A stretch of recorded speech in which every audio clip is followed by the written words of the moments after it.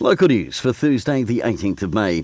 The 2017 Wellington Architecture Awards were announced at Amakura Gallery Te Papa Tongariro last night, with 24 awards given out and a wide range of successful projects, including First Light Studio, a practice started by recent graduates of the Victoria University of Wellington School of Architecture. They won 2 awards, one of which was a Wairarapa hay barn, described as a wedge-shaped home that picks up the rural shed forms. Alistair Luke, the Wellington Awards jury convener, described it as a livable, warm and harmonious home that is clearly perfectly pitched to the owner's needs.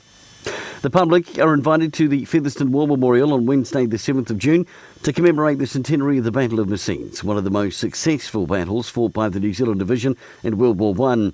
At 3:10 in the morning on Sunday the 7th of June 1917, the New Zealand Division, flanked by a British division on the left and an Australian division on the right, crossed the start line in what was arguably the best prepared attack on the Western Front. And in sports, and this weekend's Premier Netball, tomorrow night Celtic take on Harcourts, Carlton Red play Gladstone Gold, Saturday at 1pm Harcourts Elite take on Carlton Legends, while Makoto play Waikol and Pioneer play Greytown. For local news for Wairarapa TV, I'm Brent Gare.